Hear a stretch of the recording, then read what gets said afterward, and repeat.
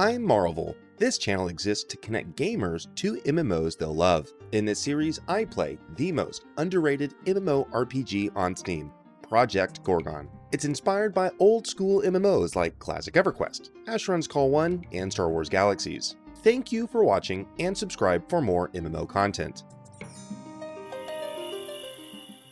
In the last episode, I finally learned Fire Arrow from Velcourt, Cerebul's resident pyromaniac. Yet, I needed to find out how to actually use the ability since I was restricted from slotting it in my hotbar.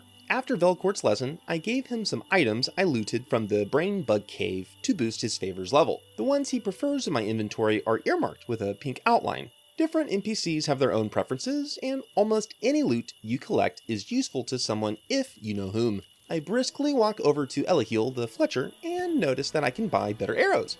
Veterans of Project Gorgon are probably squirming in their seats watching me fork over 7 consoles per basic arrow because, as you'll see in a later episode, there's a far more economical way to solve this problem. Live and learn. Remember in the last episode in which I said that the sentient flame is the trash can of Cerebul Keep? Watch what happens. Ugh. I mistakenly fed my brand new arrows to the flame. Nearly all of my net's worth was in them. I didn't notice my mistake until moments later. See here in the tooltip that basic shot 2 requires a basic arrow? I begin to put the pieces together of what just happened. I shamefully return to Elahil and spend the majority of my savings on more arrows. I'm now broke, yet at least I have some ammunition. I worry that I'll quickly use the few I have, yet you'll soon see that I'm in for a pleasant surprise. As I review the details of my archery techniques, I notice that these abilities require reagents, like spells. Notice that hookshot consumes a beginner's barbed arrow or better. I love gameplay mechanics that turn ammo into both a strategic and tactical dilemma for players to puzzle out. These details remind me of early EverQuest, in which I would fletch low damage yet very high range arrows for pulling. I'm also curious if there's a quiver feature to make inventory management more reasonable for reagent heavy classes. I finally review Fire Arrow. Why can't I use it? Didn't I just buy better arrows? Oh, it requires a beginner's reservoir arrow or better. I speak again to Elahil to sell some loot. See the red exclamation point over items? That means he will not give you full value. I did, however, sell to him a heat orb and a shield without a discount. I step into Marna's shop to sell more goods. She seems to accept a wider range of merchandise. See vendor cash on the bottom left of her UI store screen? She can only afford to purchase so much per day. I presume this amount is instanced to only you, yet veterans of Project Gorgon are welcome to correct me. I also learned that she teaches Poison Arrow, another skill I need to learn for my DOT Archer build. As I bustle around the keep trying to scrounge up more funds to buy better arrows, an impromptu performance breaks out near the well. Visceral requests a trade and gives me a loot. Notice the description, enables musical performance. Some items qualify you to use a specific set of skills. I equip the instrument. I immediately level up and begin to play. Listen to my fledgling performance.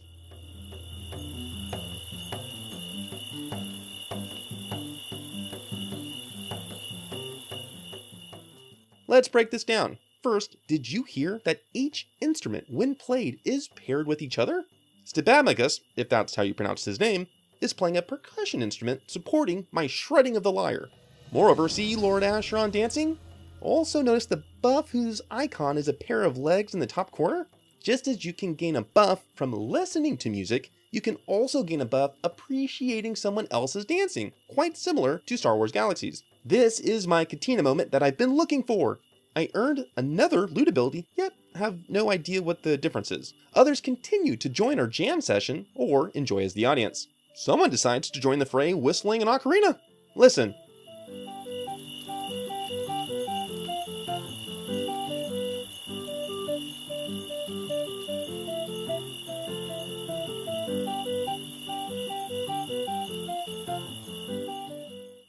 After completing our performance and selling a few wares, I return to Elahil to purchase the various types of arrows I need. You'll soon see Fire Arrow in its burning conflagration. But, as you'll discover in a later episode, I'm solving this economic problem in a painfully expensive way.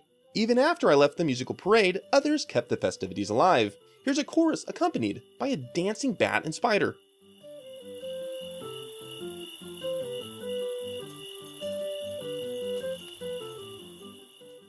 Getting distracted, I wander off to pick some mushrooms. Maybe the music inspired a mental escape?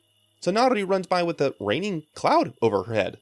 Not sure how or why, but it's cool. During the musical fray in global chat, people had been asking to group in the nearby crypts. It has been years since I ventured into its undead corridor, so I indicate my cautious interest. Quartz Helm reaches out with a group invite. Moreover, I'm warned that the dungeon is for groups and I may be slightly too weak to hold my weight. Yet he takes the risk regardless. Serious, classic EverQuest vibes. Anyone remembering typing LFG advertisements in older school games? Let me know in the comments. We agree to meet halfway, yet, en route, I stumble across an augmented mantis slave. Watch what happens.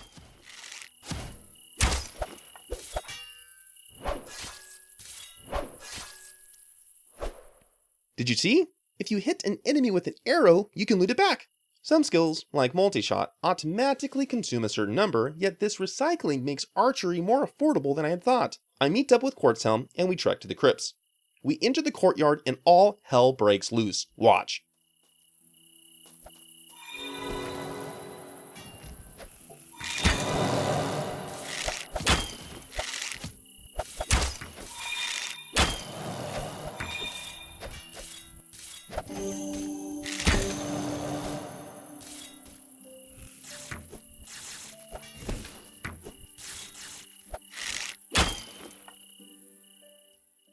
I barely make it out alive.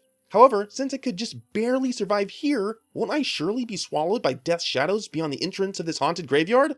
You'll find out in the next episode. Thanks for watching.